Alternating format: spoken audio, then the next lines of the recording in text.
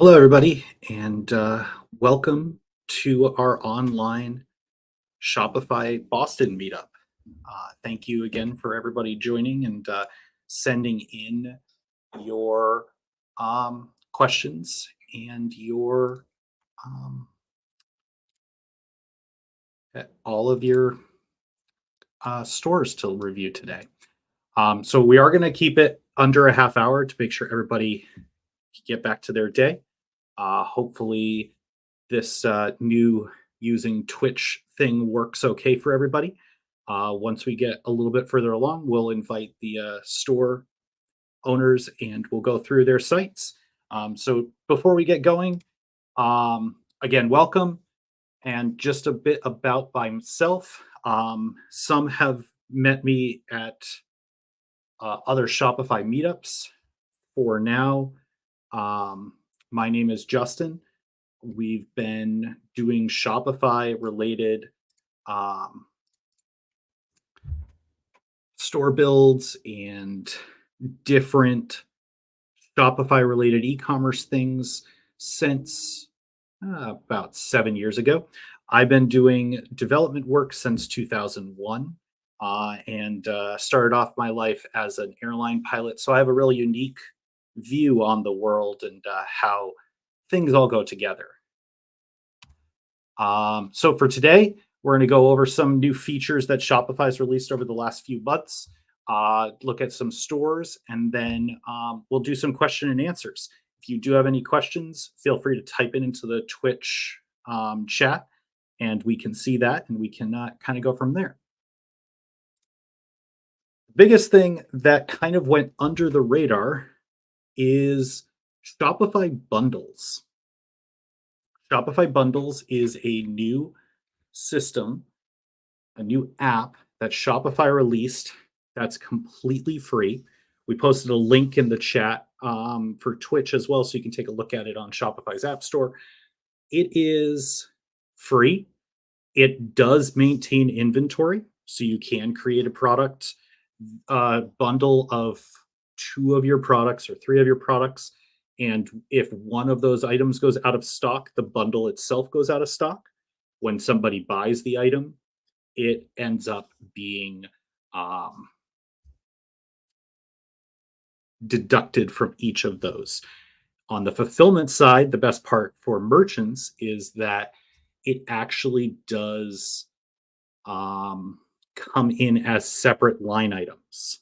So the bundle comes in a way that all ERP systems and ShipStation, Shipping Easy, even Shopify fulfillments all make work well. So Shopify bundles is what I consider more one of the kind of hidden gems of the summer 23 releases that Shopify has. We've implemented it on quite a few stores and it works really well. Like I said, the biggest benefit of Shopify bundles is that it just works. It maintains that inventory and it allows you to ship without changing any of your back office functionality. So those are all huge benefits that we have with the bundles. The the next thing that Shopify really pushes, and a lot of companies are pushing it, and it's kind of a little bit like the wild wild west out there. It's the Shopify AI stuff. Now, we could spend 2, 3, 5 hours talking about all of the different functionality of their AI systems. We did post a YouTube link in the chat that allows you to kind of see a more detailed overview. Um, the big thing is what they have dubbed Shopify Magic, which lets you write your product descriptions from an AI command prompt. So you can ask it to write you a description of your new widget that is playful or funny, and you can give it tonality so it knows exactly what kind of tone to take based on your other product descriptions. You can have a serious tone or a fun, playful tone, which makes things a little bit better, because a lot of stores do like to get sometimes cheeky almost with their descriptions. So it allows you to do that. The Shopify AI also does come in on the email front if you're using Shopify's email marketing system. Um, we don't have a lot of people using Shopify email. It's still missing some of those core functions and features that Klaviyo has. So it's tough for a lot of people to hop over there, but it does have the ability to generate emails.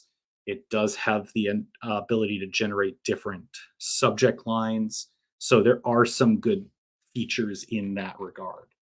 Um, and then Shopify FAQ, it can help you generate frequently asked questions.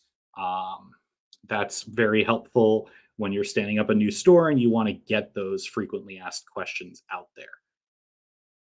Now, there is an entire marketplace out there for AI generated content. You can't surf the internet without somebody talking about AI. I don't want to make this whole presentation about AI, but I really did want to touch on that feature. And I do want to get into the store reviews, but it is a powerful feature that can save a smaller merchant a lot of time with their store management. There is Chat GPT, which is the big open AI platform that does pretty well as well.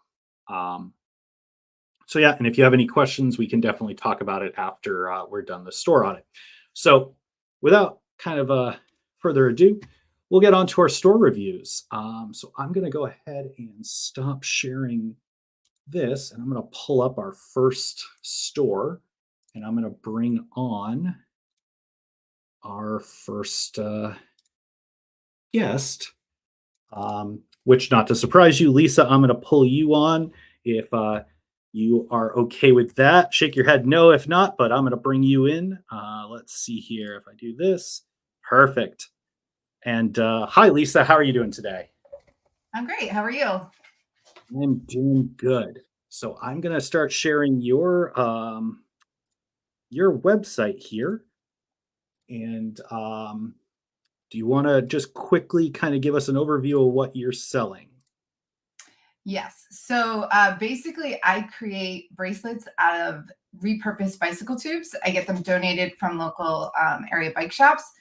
I have gone through extensive research at Boston markets to get to, there's about 15 products that I have found are the most popular.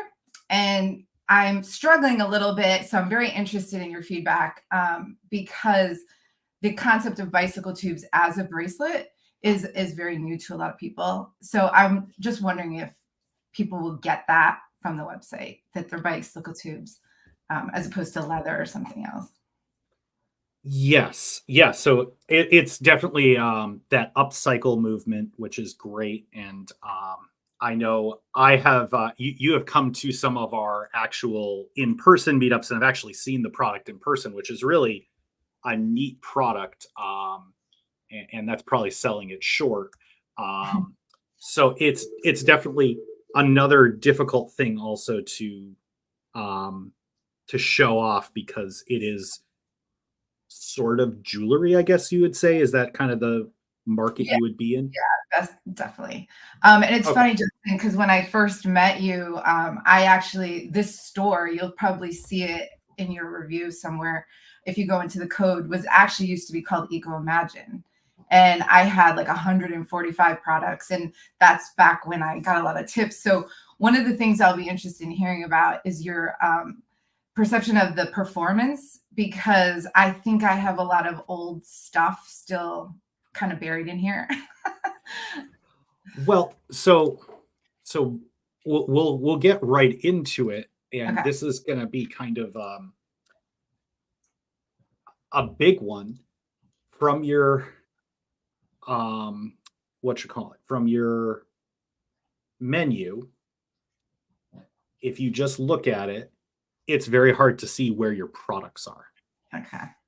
Um, I don't always like saying all products or products, but when we have a menu like this, I know it's this menu item here after looking at it. But if I am somebody that is um, new to your brand, opens up this menu, it almost needs to be kind of in your face a little bit more, to put it bluntly. Because it is right here. It's great.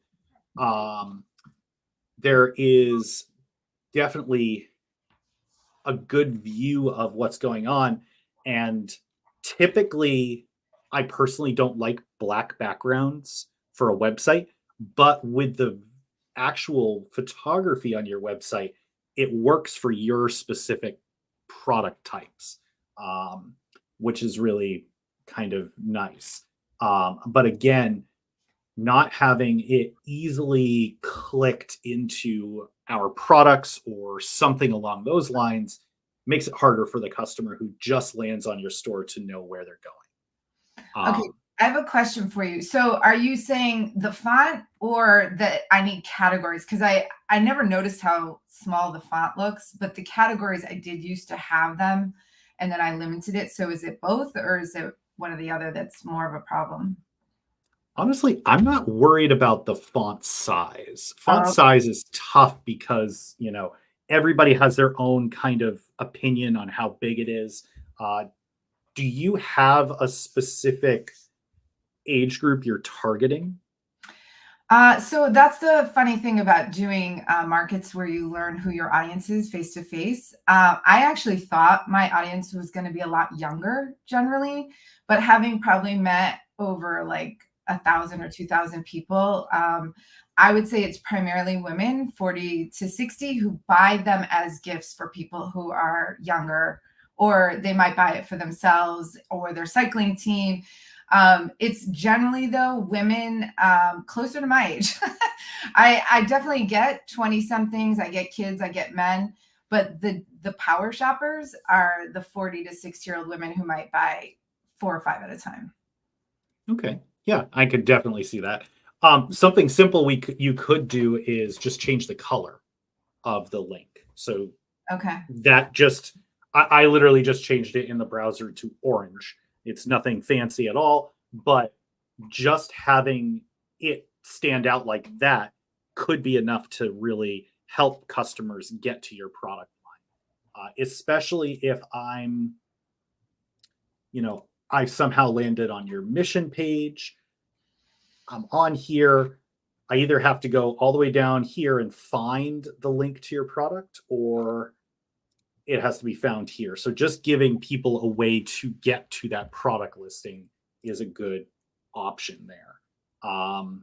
This image up on the top here is, I know it's loaded now, but this image is actually gigantic Okay. in size, not the physical dimensions, but the actual like um image weight, so to speak. It's got to be over a megabyte. It takes it even on my fast internet connection, it loads really slowly. Yeah, can um I ask you a question about that? Because you're actually bringing up something interesting. I used to have an app, a Shopify app called Image Optimizer, so that I didn't have to shrink the images. It would actually shrink them when I posted them. And then I think I noticed when I got rid of them, is that a thing that they resort back to the original size if you get rid of an app like that? no, once but basically those apps, what they do is they download the image, resize it, and re-upload it for you. Oh, So at hmm, that point it's pretty much done. um okay. You're probably going to remember this because I say it at almost every single. Let's see, I'm just trying to find it. We very much like this website called Kraken. Hmm. Um, it is a free tool that lets you optimize your images. And all you do is you can do the free web interface. You can leave all the settings exactly as they are by default. You just drag your image in here, and it does, officially it's doing a lossy optimization, But basically, what's going on is it's removing content that the human eye might not see. Mhm. So, a human eye can only see so much granularity in an image. So, it does a really good job at this. The images look fantastic still, but typically it cuts 70 to 90% of the image size as a, in kilobytes or megabytes, whatever you want to call it, um, just by using this app. And like I said, it's free. They have a paid version, which I can't remember how much. It's like $9 a month, and that some might be worthwhile as well. If you have huge images, you want to do a large number of them. We do a lot of times when we do websites for our clients, we'll run a lot of the images through here before we upload them. Okay.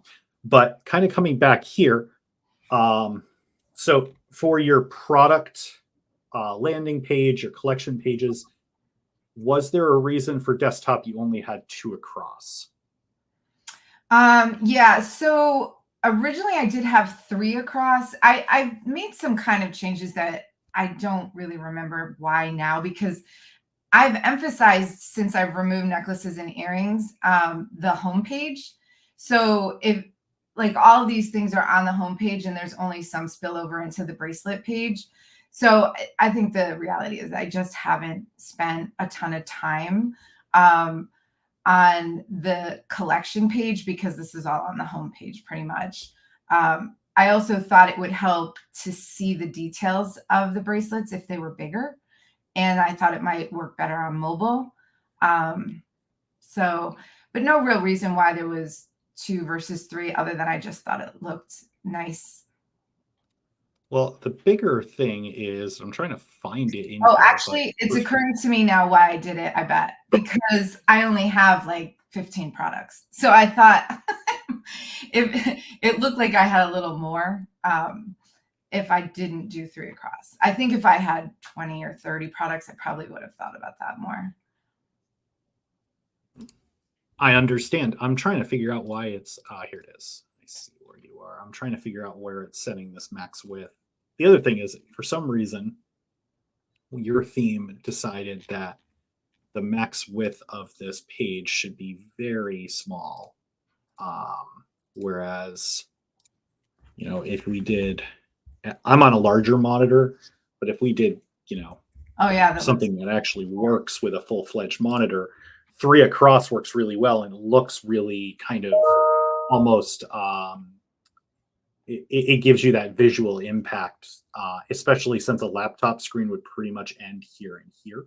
Mhm. uh, it may require a small code change to make this work. I don't know what theme you're in, So but that is a custom theme now. I originally bought a theme with EcoImagine, and then I got a notification that my theme was kind of getting cycled out and it wasn't going to work with Shopify 2.0. And so I reached out to the developer community to replicate it.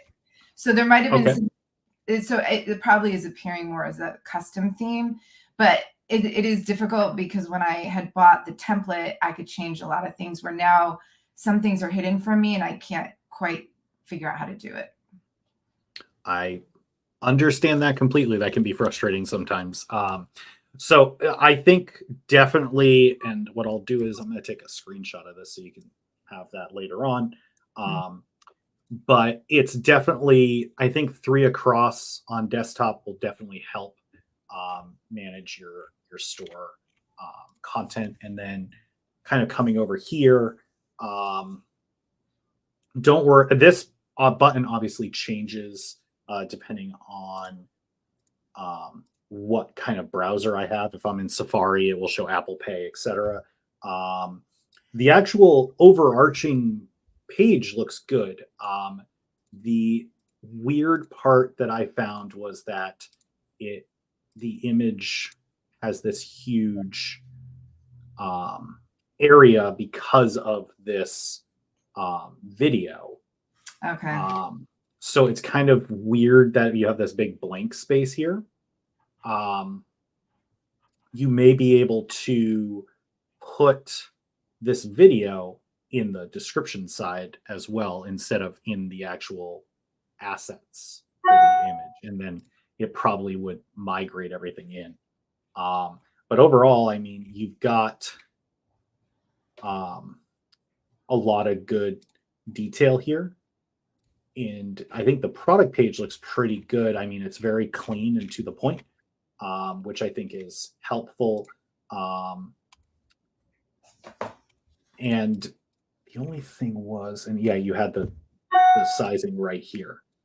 So I think overarchingly, I think the site looks clean, which is something you don't always see.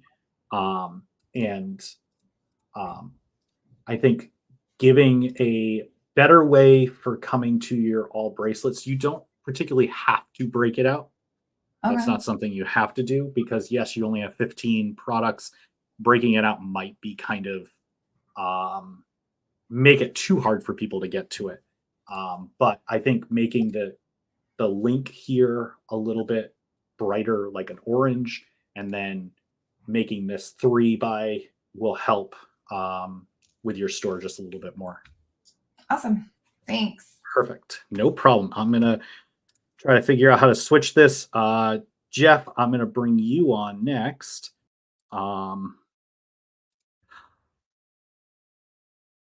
Excuse me.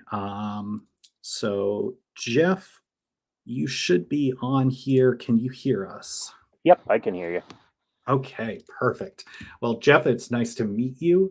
I'm bringing up your website right now so we can kind of talk through that. But while I'm working on that, do you want to give us just a background of what your store is? Sure. I'm in a very small niche for the tabletop gaming group, specifically a game called Warhammer 40K. So we make parts for you to upgrade your models. I've been doing this for about 2019. I use the Shapeways app for Shopify. So I also have a shop in their marketplace as well. I also do a couple other things. I do gaming math, so I have a printer that isn't an app in Shopify. I actually manually send them orders. And then there's Printful. I'm using them to do apparel and gear that's themed after the game. And then the last part is the stuff I really started with was what they call print and play. So I would make game maps for Dungeons and Dragons type games that you could buy the PDF, print it, and use it on your own. I've had 2023 was not good for me store wise because I had a few failed attempts using Fiverr to have somebody come in and redesign my site, and really found out there's a lot of people saying that they are Shopify experts and they're flagged by Fiverr as being experts, and really had a bad experience. And even had one guy that was trying to use pirated themes to use my site, where once the company that made the theme found out of it, they did a cease and desist, and I almost lost my site. Right now, the issues I'm looking at is I'm having a lot of issues with Shapeways on how they handle putting things into Shopify. There's no way to bulk edit things on their shop. Their shop is always going to take precedence of store data. So when I do an import, everything comes over from them. If they do a new material, so they offer things to be made, it could be plastic, it could be metal. There's all different types they offer.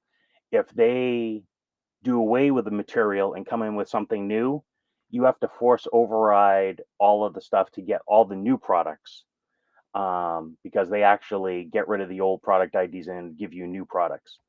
And in some cases, even if you change a little bit of data on their site, they will do away with the old product and make a new one. So I had sometimes having to clean up a lot of stuff. The main thing so while I'm trying to fix those things, the main thing I'm trying to deal with right now is get more people to the site with as little budget as possible. I have been able to, you were talking about AI. There's one that I started using. The name of their site is usestyle.ai. And they have a tool that'll go in and rewrite your code to the latest Google specs. So I'm actually starting to use that now, and I actually have had seen an uptick on people coming to the site. But really, I'm looking at 50 sessions a day, and I also use Dib to kind of keep track of me compared to my at least half a dozen of my competitors. And some are ahead of me, some are behind me. Um, the biggest issue is I need to add more variety of product. Right now, I'm dealing with about 1,500 different products just with the Shapeways stuff alone, and most of my competitors are 7 to 10,000 products on different types of items. So I mean, that's where I'm kind of putting a lot of my effort, but on the side, I'm trying to fix things on the site. So that's where I'm at. Okay. That's a lot. So Yeah. to start off with, I have not personally used the Shapeways fulfillment app for Shopify. Um, I have used other ones, and the way that kind of Shopify allows developers to interact with your store through their API kind of forces some of the things you're talking about, Yeah. for lack of any better way of doing it, because they don't want to, just go in and bulk delete a bunch of stuff and update it without you making a manual effort. Yeah. Um, Now, one of I the do. issue I've had with them is um, they, I think they only test the core work, the core way a person would buy something. So I heard you talking about bundles, and I've been interested in that because there's definitely things I'd like to bundle. But I had somebody come in and use the tip feature, and it totally messed up their flow, and I had to manually push the order through on their site. So I had to go over to their site, put the customer's address in, select the products, and place an order manually. So I would love to use some of those features. It's just Shapeways doesn't want to put any effort into their back end. And the question is it, are there good people doing development that could do something custom?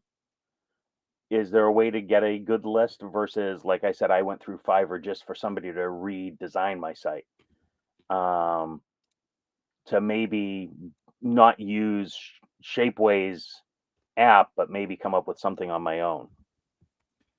Um, Potentially, yes, because Shapeways does have a what they call an API, or Yeah. an application layer. Um, that's one thing we do a lot of, is we probably build 10 to 15 Shopify apps a year, that do a lot of those things.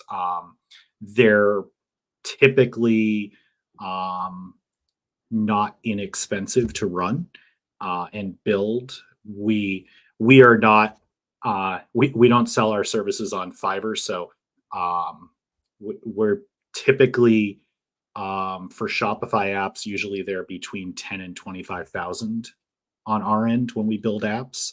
Um, and honestly, from what we have seen, um, everybody that spends less than $10,000 typically ends up having to have somebody else rebuild it, Okay. because it's usually not powerful enough to do what it is, or causes a lot of other things. Um, Instead of going that route, it's it may be a pain in the neck right now, but I think you're probably wanting more of, to try to increase your traffic and sales as well. Yeah. Um, One area you could potentially look at, and I see you've already done some of the legwork.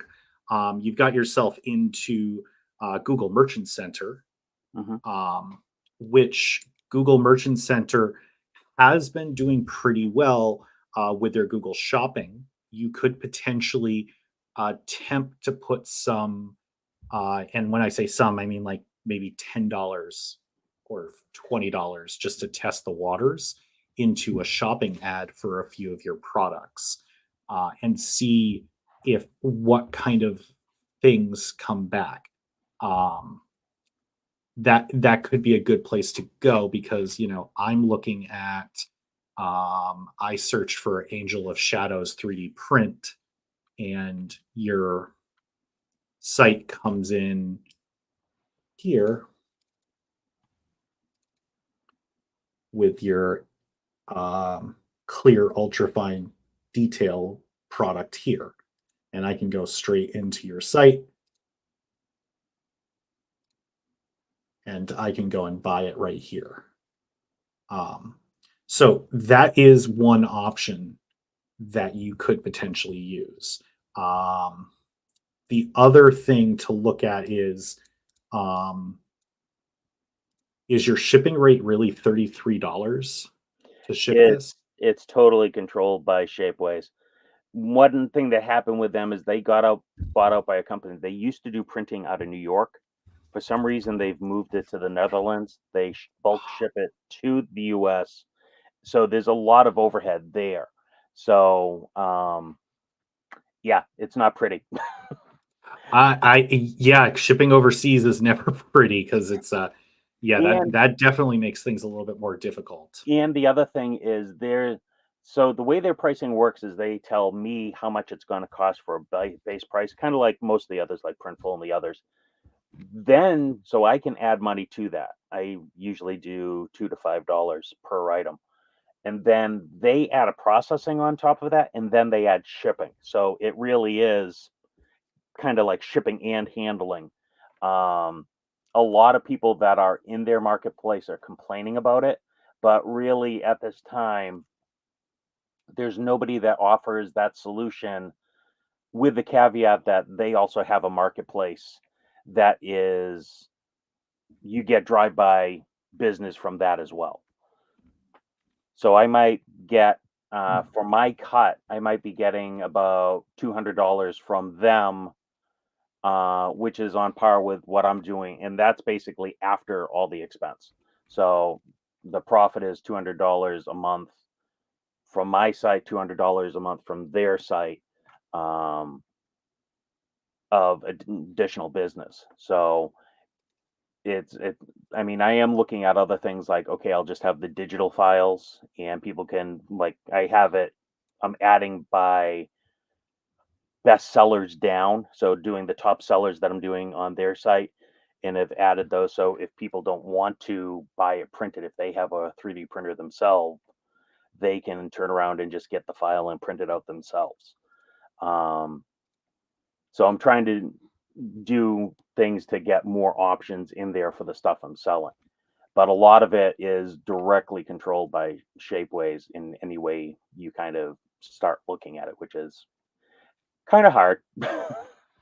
Yeah, that's a little frustrating in general. I can definitely tell because it's yeah. Usually, the way Printful works is, they tell you it's going to cost $15. You can charge whatever you want, and Mhm. the shipping rate is based off of that $15 amount, essentially. Yeah. And then and I think Printful has a flat rate per product, but they also have a lot more printing areas than Shapeways. Yeah. I did not realize that they had moved to the Netherlands. That is definitely interesting. But for that, I mean, unfortunately, the other option would be to do the 3D printing yourself, which I think is a big old investment and probably a lot. I don't have a lot of experience in 3D printing, but I have to imagine that's not an easy task to bring on yourself. Yeah. I mean, one of the good parts I mean, there's a lot we can talk about with Shapeways, but I mean, if they mess up a print or whatever, they eat the cost. So if something doesn't print out correctly, they eat it and will reprint it and get it out right away. Versus if I brought it in house, there would be a lot of expense there and toxic materials and other things. So I mean, that it's unless somebody else comes out with a solution that I mean, there is another one. My Mini Factory, they have one, but it is nowhere near as robust as what Shapeways has, and that's saying a lot because Shapeways really isn't that great. A lot of people, whether they're Etsy, Shopify, or whatever, have a lot of complaints to them, and they're like, it's not worth our effort to put any more effort into it. I So, Yeah, I so get yeah, that. I would definitely say okay, so you were saying maybe do an ad buy with Google Merchant Center. Um, Other things I'm doing is I'm working with influencers on Instagram. One of the big blog writers for the industry, he uses AFGO Pro, which is an affiliate tool. So I've added him. I get a lot of people, but really haven't gotten any traffic through them yet. But I've gotten a few things from him, 2 or 3 sales. Other than that, any other suggestions? So you're actually kind of in a in an interesting realm because you could potentially do and it's a little bit more work is probably the best way, and it's more just kind of footwork on your end. Yep. You could run try doing YouTube advertising because you've got a lot of your core demographic probably there watching stuff. Yep.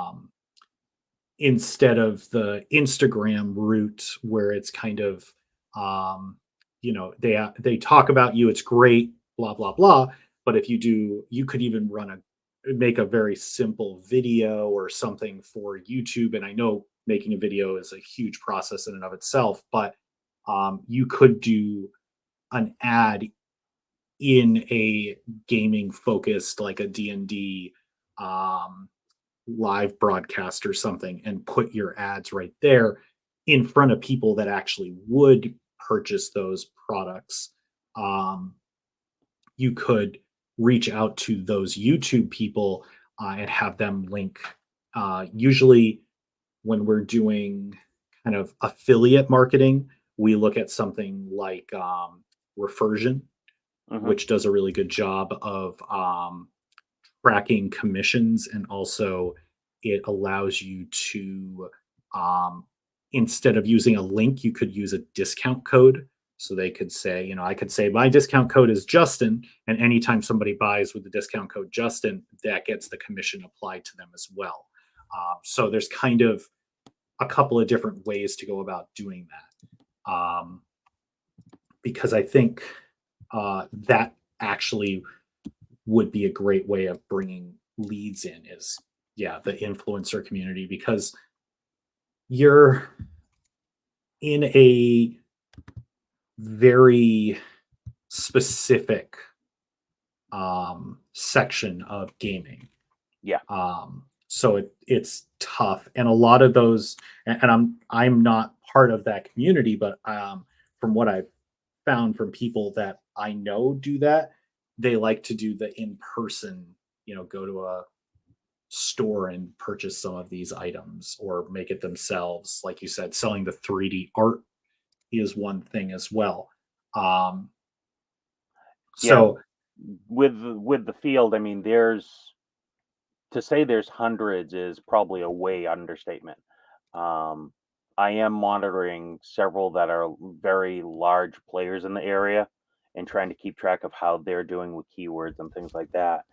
But it's mainly just a thing of I've always looked at it is getting more SKUs in there, which are different type things. So is it this type of army or this type of part? Okay, have all these. A lot of my catalog comes from people saying, "Hey, can you make this custom part for me?" And I'll do it. And I said, "Okay, just realize I'll make it available to everybody after you buy yours." And it's kept me busy. Ideally, at the end of the day, I'd like to get things more on kind of a auto run type scenario. But I mean, there's a lot of things there, like those maps you're looking at right now. I made those back before COVID, and I'll get maybe 1 or 2 of those come in that somebody will ask for it. That's the one I send off to U Printing because they do the vinyl mats that I can say, okay, I want it this size. Here's the image. They print it and they ship it out. And yep. it's kind of nice because it's set it and not really set it and forget it, but it's set it and forget it to a large degree versus having constantly doing custom work and add that to the pile and hopefully somebody else is interested in it down the road. That I understand completely. Now, I mean, to be kind of in here, I don't know if you really need people to know who's printing your stuff in the description. Okay, You know, so having the vendor name. w- how would you do that then? So I've been told by Shopify I need to break them out by location, and you're naming the location. And to me, it looks like that's tied to the vendor. Is it separate? So you can keep the vendor in Shopify's admin. I'm just talking about the display on the front of your website. Yeah. As a customer, I don't need to know that you're using you printing. Okay. Um, I I mean the availability in stock is sometimes nice to know for your specific market since you're doing a lot of custom stuff. I don't know if SKU even really matters here.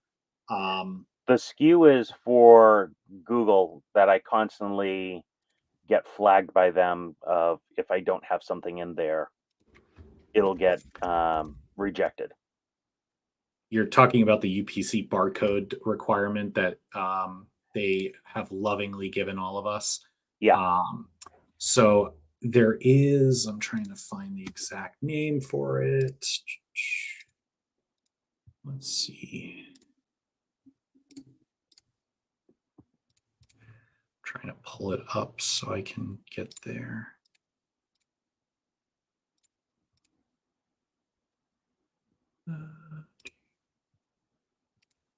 So Google does like the UPC codes. There is, and I can't find it right off the top here, but there is a That's way of marking it as a custom product because okay. that's what it is. It's not a product you're selling globally. And when they're asking for that GTIN code, Hmm. they're expecting essentially a UPC code, which, um, you know, I don't think your products really need that, Yeah. mainly because UPC codes are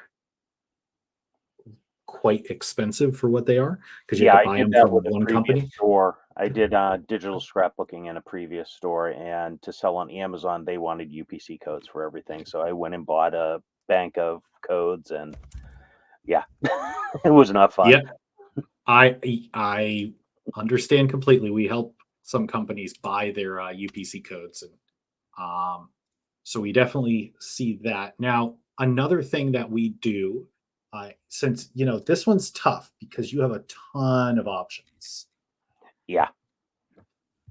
which I am sure that makes a big difference to your customer.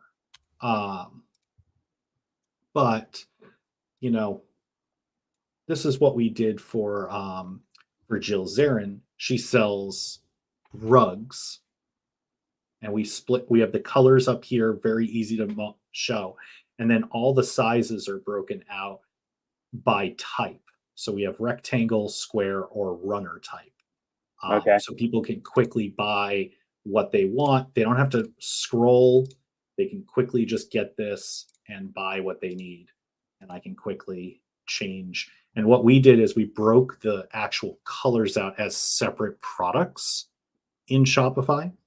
And then we used this is a very inexpensive Shopify app that we use to just link the products together in the admin, but it allows each color to have their own custom sizes without leaving them blank. Um, and we can have different primary images. Plus, um, on your collection page, you can have each color split out if you wanted to. Uh, that's just an option.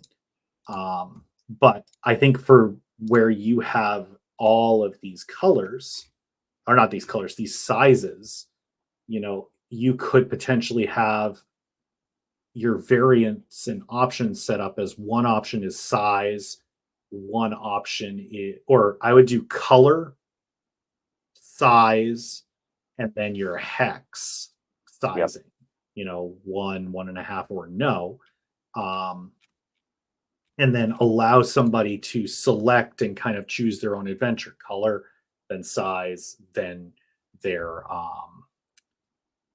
actual grid type, and it's a little easier to handle. Do you know what theme you're using? It's Gecko, Gecko. Okay. I don't think I've heard of and that one. yeah, I think I got it from it was I found them through Theme Forest, but I wound up getting it directly through them. I forget the name of the Okay. company.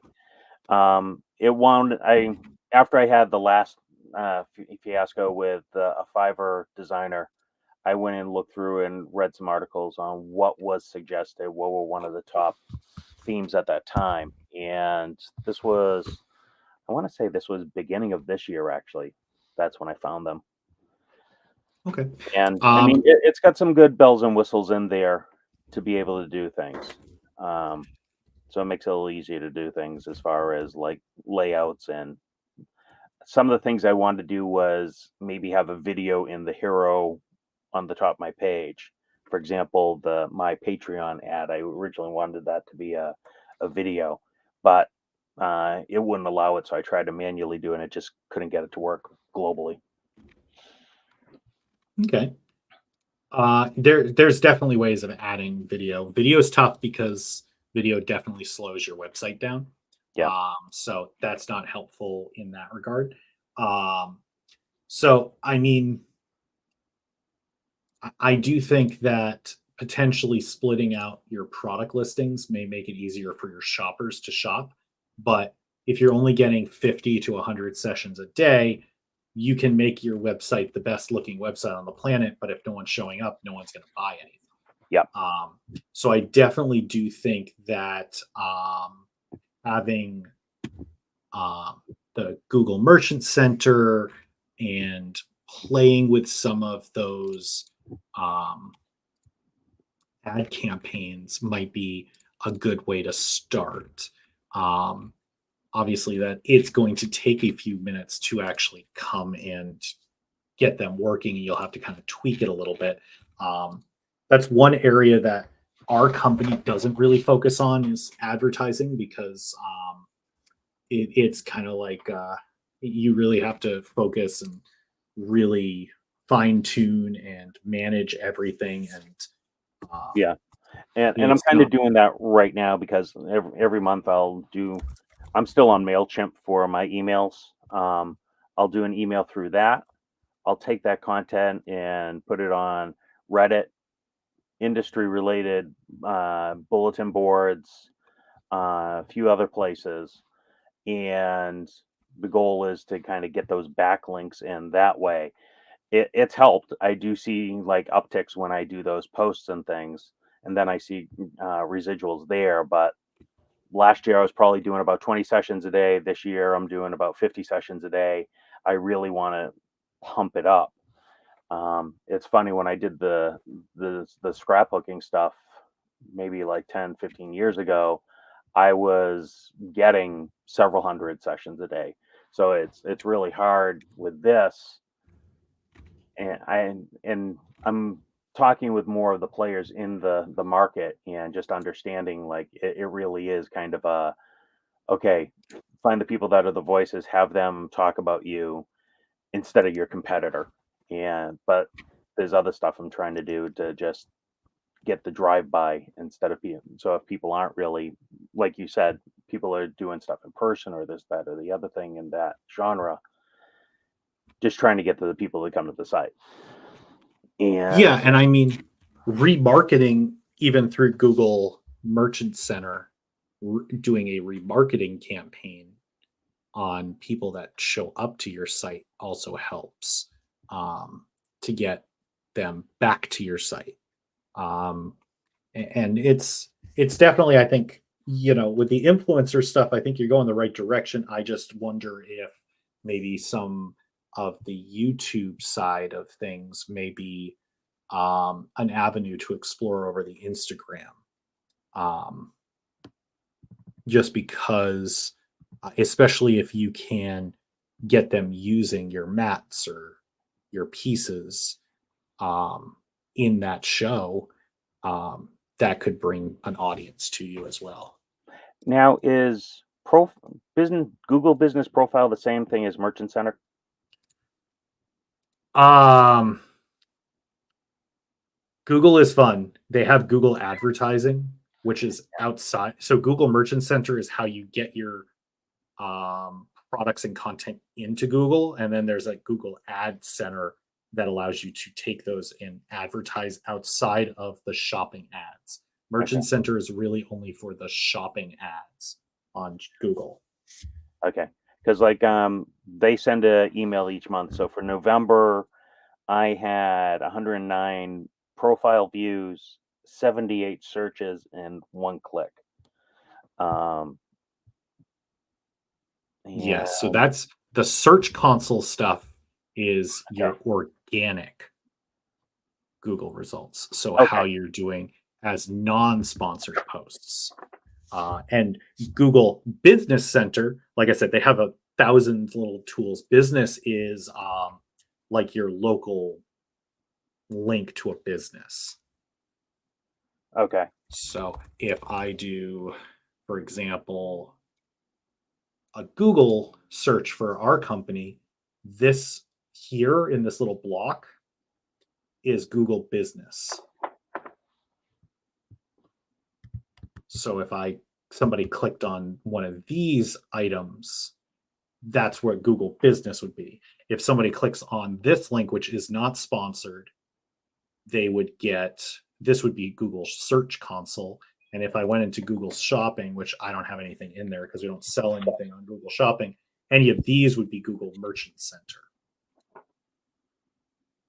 Okay. That makes sense. It's convoluted, to say the least. Yeah.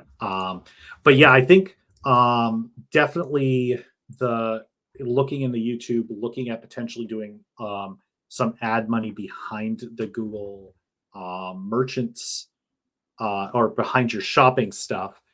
I can't remember off the top of my head. We did find there is a company that's doing a pretty good job at doing an AI ad campaign type thing where they manage your ads for you. You pay them a flat fee and then you can kind of go from there. So there's a Um, few that I'm using. There's Outfee, which there is a a Shopify app for, but that's more for social media posting, and I think you can do ads in there. They've expanded to TikTok. They've expanded to Google Shorts. And then there was another one which, let's see, let me just bring this up. Yeah, I got it here. The other one that I've been using was Offio, which was an AI ad generator that it'll help you generate them and then post. And then yeah. obviously I have Ripple, where you can kind of schedule stuff. You can plop it in, schedule it. But I don't remember if Ripple does paid or if it's just posting stuff out to your networks. I can't remember either. I've looked at a bunch of those. I know I have one that we've actually seen results somewhat from some of our clients. So definitely possible. I'll shoot you a message or I'll post that in the Shopify meetup channel Yep. so that we can do that. And I know there was somebody asking about Shopify AI generating keywords. I wound up getting that one in Siona from Use Style because I couldn't figure it out in Shopify. Could you how So the straightforward keywords. is that? Yeah. So the keywords are mainly for so I'm trying to think which part of the keywords are you talking about because Shopify is fun and there's a million different ways of making content. Um, are you talking about the features and keywords? Let's see. Are you talking about this description here? And think I saw Lisa was having trouble posting. So tags, long tail, and title. Okay. So it's tough because tags officially here. Um, I can tell you typically we don't post these tags anywhere on the store with our clients. These are what we use to administrate the store from the back end and sort things, do collections. We don't usually use this, and this is not really keywords in the Google sense of the thing. A lot of people search for, you know, best options for SEO, and they come across meta keywords, which is a big thing. Um, Google really doesn't care about them. Some of the smaller search engines may look at them, but Google really doesn't care. Google is looking for keywords on its own in your description and also as you put it in your title. Um, what I would do is I would look at generating your product description, picking whatever kind of tone of voice you like, and sticking with it. So if you decide to go with playful, that is how you're going to go from here on out. There is absolutely nothing saying you can't use this to generate your title without it being officially a title. You can say, let's see, we'll just use organic cotton blue t-shirt with a and photo of a hippo playing in the water. Whatever we want to say. Use the heart emoji in the description. Let's see what that generates. Well, that definitely didn't do the heart emoji. Definitely failed that. But that is one thing. I typically, and this is probably blasphemy when it comes to Shopify. I usually take a look and I use Chat GPT to do our SEO titles. Okay.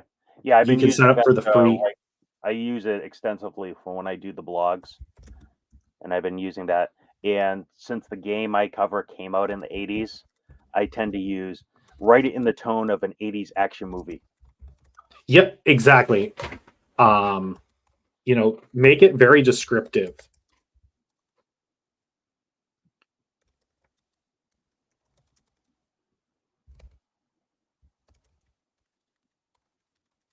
And just for information, my 9 to 5 is web development, specifically in AI. So we use this a lot. If people are using this, just realize I think it'll only talk about things before 2021.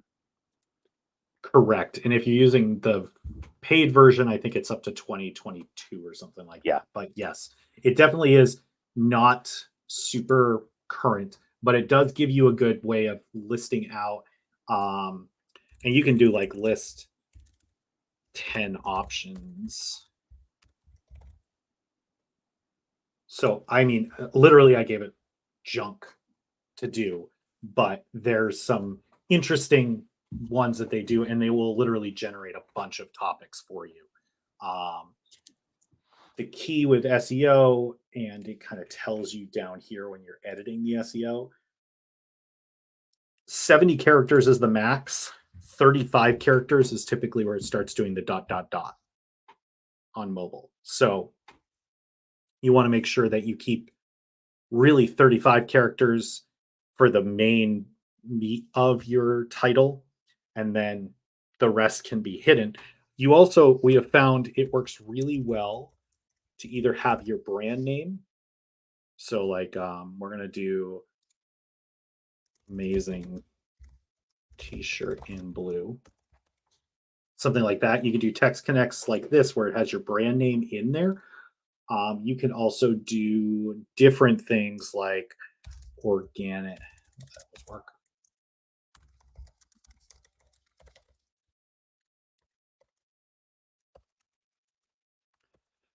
something like that, kind of giving a little bit more description after it. And if you use a vertical bar, it does a great job of splitting that text. So those are some options when it comes to um, doing that. And Lisa, I see that you wrote you took your brand name out, so it's not well known. That is fine. You could do something like, you know, upcycle, upcycled magic or something. You could do something afterwards that's kind of like more of a tagline to show off that you're doing upcycled products or something. So definitely something with the AI component with, open AI or something like that. Um, I think that the Shopify description, if you give it a bunch of keywords, does pretty good. There's nothing saying you can't take the description. It does. Bring it into Chat GPT and have it edit it down a little bit or edit it up. You can kind of cross between multiple things. Um, so perfect. The other question we had was, let's see, is Klaviyo better than HubSpot for email? Now, Jeff, I'm going to move you out of here and I'm going to bring Lisa in because she asked that question so she can answer any questions.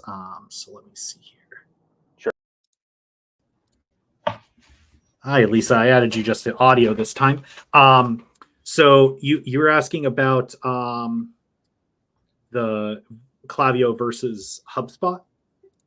Yeah, so it's funny. I've actually been to conferences for both HubSpot and Klaviyo, but I'm a very big HubSpot user. I'm a consultant as well as having this store, and so I know HubSpot a lot better. But I know when MailChimp separated from Shopify, there was a big migration to Klaviyo. And at the time I had HubSpot, and I do like the blogging out of there. Like a lot of the kind of full spectrum of bringing the leads in and then being able to see revenue tied to source and all that. So I had a preference for HubSpot. And now that it's like $200 a year, it's not even a cost issue. So I'm curious because I still keep hearing a lot about Klaviyo. Like, what is it about Klaviyo that's so much better with Shopify? Klaviyo is so it depends on how your brain works. If you're used to HubSpot and the way that deals and everything flow through HubSpot, Mhm. you may get some benefits out of it. But where Klaviyo shines is if you install Klaviyo, you don't immediately take a 15-point hit on Google page speed like you do when you install HubSpot's app. Oh, HubSpot interesting. is notoriously horrible when it comes to page speed. Okay. We watched a website that we built custom for a client. It was scoring a 90 on Google page speed for mobile. We installed HubSpot. It went down to a 50. So Yeah. HubSpot is slow. So I actually had my whole website redone, added HubSpot. It dropped from 90 to like 40. I couldn't Yep. figure out what had changed. I actually reached back out to the developers. I had no idea it was HubSpot. That's Yeah, probably HubSpot is notoriously bad for page speed because they track all kinds of things in a weird way. And I can tell you, I've reached out to HubSpot on accounts that spend oodles of money on HubSpot, and HubSpot basically said, okay, have fun, good luck, and then just left it be, and they just could not care. yeah, and it only affected desktop, which I Oh, thought was it's affecting mobile too. oh, For us, you can definitely see it. So either way, HubSpot does their own tracking and Klaviyo does their own tracking. Klaviyo works really well when it comes to their flows. Their flows are real easy to set up. HubSpot does that somewhat. Sometimes you need a higher price plan to make some of the automations work. mhm. Whereas Klaviyo, it's built in. You can really customize the sign up forms and make them look really gorgeous and nice. Whereas HubSpot basically forces you to have their branding on some of their plans because they don't want you to, they want you to know um, here's a HubSpot sign up form that one of our clients put together, and it's literally, it looks like it's part of the website. It doesn't have any HubSpot branding. It's just there. Mhm. We have it attached to a welcome flow. It does everything it needs to do. It can generate discount codes and manage promotions. Our personal favorite with Klaviyo is it has browse abandon, which means the person does not even have to add it to the cart. If the person has subscribed to your mailing list at any point, it knows I looked at this product page. Maybe we should send them a follow-up email. Mhm. And that is amazing how well that converts. And the Klaviyo just does, because Klaviyo is built specifically for email marketing. HubSpot was built as a sales CRM that they added email marketing onto as helping that more in-person sales experience. So it's a tough one to compare because Klaviyo doesn't have any of the sales CRM stuff. So you don't get any of that. But definitely something that's interesting. Well, it sounds though that it would have a way to do a flow for existing customers, which is really all I would be targeting if I were to be trying to leverage email. To trying to maximize existing customers to not spend so much on advertising. It's always better to have repeat business. And that's really all I was using HubSpot for, was to look at what were they buying, what else might they be interested in. Yeah, I can tell you 99% of the time we suggest Klaviyo. Okay. So that's what I would look into a little bit more. And then before I move too much further, thanks for the question, Lisa. Tiffany, if you are okay for me to put you up here to review your store, can you give me a thumbs up? Awesome. Okay, perfect. The system didn't ding when you joined, so I didn't see you down there until just now, so I apologize. Oh, no, you're good. Thank you. So hi, Tiffany. I am going to bring up your store. Do you want to describe it a little bit before I pull it up? Sure. It's a new clothing and underwear brand called Majestic Balls. And it's kind of a fun play on words. And it's really high quality men's underwear, ball themed apparel, ball themed sports apparel for sports enthusiasts. So we just launched 2 weeks ago. So we're brand new and trying to get some traction. Well, congratulations on launching. We actually, one of our clients is actually Tommy John Underwear, so we have a lot of experience in that exact vertical. It's an interesting vertical by and large. Definitely, it seems like being playful in your marketing is usually the better option with this specific type. And there's a lot of complications that I'm sure you've realized because there's colors and designs and sizes, and Shopify lovingly gives us 100 variants max. So you can't do a lot if you have 4 or 5 sizes. You can't put colors on the same kind of page. Let me just pull this up. So I know when I was talking about Jill Zarin, that we did that kind of swatch thing. Right. Where you We're can not kind of as switch. Oh, sorry. We're not as advanced yet. So because this is something that I started, which is not necessarily my day job, but it was a fun concept. We don't have too many variants as of yet. Our products are made specifically for the designs, so we don't have a huge inventory yet. Okay, I understand. So I know, like I said, I talked about it. There is an app It's called Product Colors Linkify. Okay. Horrible name for an app. It's Yeah. $7 a month. It works really well. It lets you upload your swatches up there, either an image or a color. It's been around for a long time. This is the one we use on Jill Zarin's website and a few others. The price point is definitely a great option because it's not too expensive and it gets you what you need. Because I can tell you custom coding the color swatches is a little bit of an annoying task for everybody involved in managing it. This app makes it real easy. So I'm just going to go ahead and post that in the chat so everybody has that. Let's see here. There we go. So coming into your site, I'm going to take a wild guess that this image slider is frustrating to make the size of the image perfect. Yes, that's very true.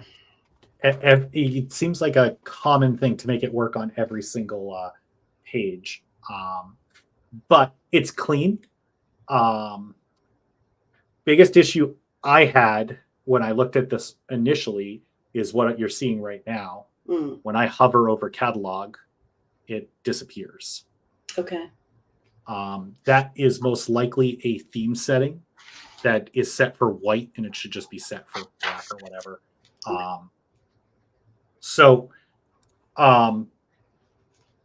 The biggest thing is, and it's kind of, I understand once you click in, but maybe instead of saying catalog, you say shop prints or something, because really you're shopping golf print, football print, or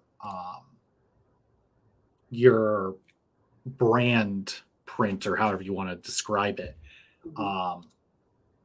Instead of cataloging golf, because as a new shopper, and this is just me being the lowest common denominator, I come in here and go, oh, these are the ones I can wear when I'm golfing. These are the ones I wear when I'm playing football. And I know that sounds silly. I have done so many interviews with customers in the past that that's really how a lot of people think. Maybe if you changed it to prints, that might make it so that people know what's going on. Got it. Which theme are you using? Is this? Bear with me. I can tell you. It is.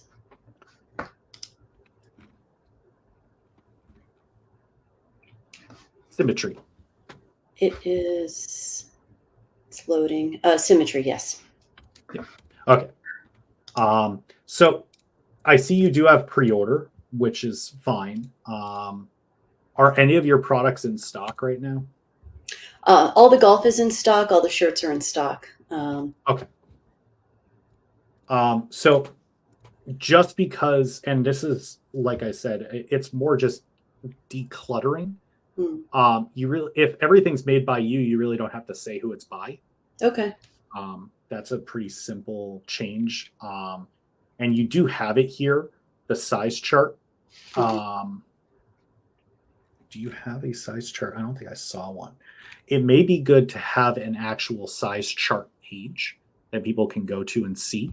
Okay. Especially since your size chart is in centimeters. Okay. Which, is it in centimeters? Because 42 centimeters is puny. I thought it was inches, but maybe. I think it's in inches, but it says unit centimeters here. Okay. Yeah, it should be inches. Okay. That makes a lot more sense looking at this chart, because 42 centimeters is puny. But I think that might be a good thing to adjust, because people are going to read this and think of their centimeters. And if you're trying to get people from the US, their brain shuts off when you start using metric. Right. So definitely something to look into a little bit. Okay. And I can tell you, with Tommy John, we spent 6 months analyzing traffic data for their size guides. literally the size guide that we have on Tommy John underwear is been researched and designed over, like I said, we spent 6 months analyzing, and then we spent another 6 months building it and testing it. Oh, So wow. if you want something to not copy, but maybe hijack or utilize kind of the same thoughts, this big part here, this customer says they're true to size, you don't actually need to have data from some source. This actually is coming from our Yotpo instance. You don't have to use that. You could actually just say it's true to size, or it runs a little small, or it runs a little large, because Okay. as a person shopping for men's boxers, I can tell you that this is about as much as I can handle for my brain when I'm shopping for any kind of apparel. If you were doing women's fashion, you can go more in depth with, it fits like the black and white market dresses do, or different things. But for men's fashion, that's kind of where it is. It's very simple and easily read is the big thing. But you could, I think, potentially, and it's tough because you don't have a lot currently, you can use the Shopify Bundles app that I was talking about at the beginning to do a 5-pack at a discount. Because a lot of people like to buy underwear, especially men. They go to like Target, they're going to buy not just one pair of underwear, they're going to buy, okay, I'm going to buy 5 of them, or I'm going to buy 2 of them. Very seldom are they purchased in singles. It's very different than the women's side of things, where in the lingerie side, every single one will be different. From what we've seen. So that's definitely an option, and it can help increase your product numbers. Just because you're offering it as a separate product, you can buy 5 of them. And if you throw, $1 or $2 discount, people love every minute of it. And then it's really, that is a big part of it. Our story was, I liked the verbiage of the Our Story. Maybe a animated image might bring it a little bit more interactive, but definitely there. And then you can put that there and where that image was. Yeah, if you upload a GIF file, it will work. It actually, GIF files do work in Shopify's editor exactly the same as a regular image. So you could definitely do that, even if it's just a little bit of something. Okay. And then, the rest of the site, you're still growing and trying to start off. Right. Your primary product here is definitely, you put the pre-order product up front, maybe swap it for the product that's available now, because people may get turned off by the fact that it's going to be 4 to 6 weeks, which I read these things, but some people just completely blush over it. So you could even do this GIF on your About Us page or something, because you obviously have made GIFs, or somebody's made a GIF for you. No, I did that. Well, you know what? You've got better design and Photoshop skills than I do. So there's a reason I'm a developer and not a designer. But I mean, you've got your customer review stuff here. I can't remember if you actually had reviews on the products themselves. Oh, no, I could put them up. Yeah, I would say you can even utilize Shopify's free product reviews app. Okay. It doesn't email. So as you grow and you get more reviews, you want to go to something, you can go to Judge Me. Judge Me I like because their highest level plan is less than $20 a month.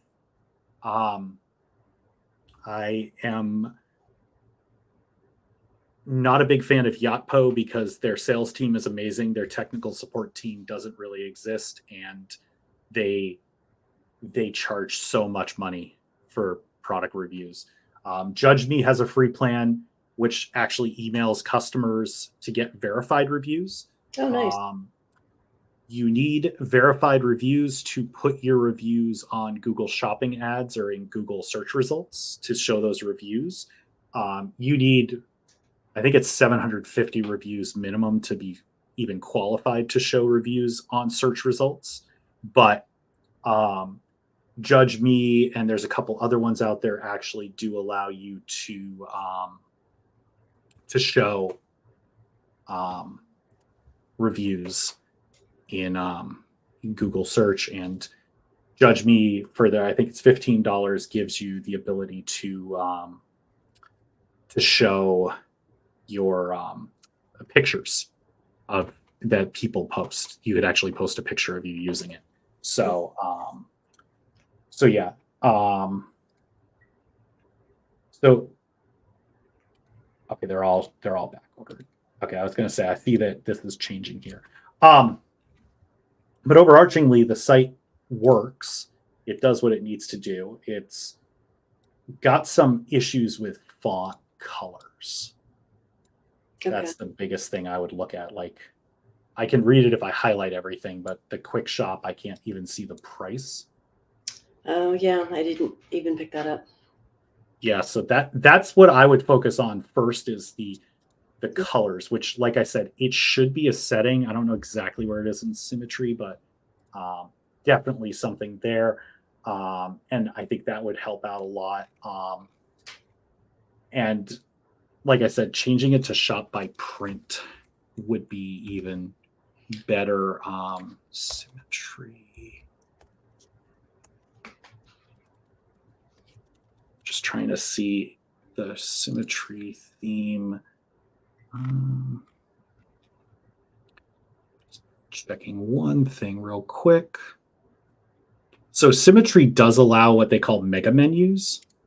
You may want to do, here's a preview of the theme from Shopify.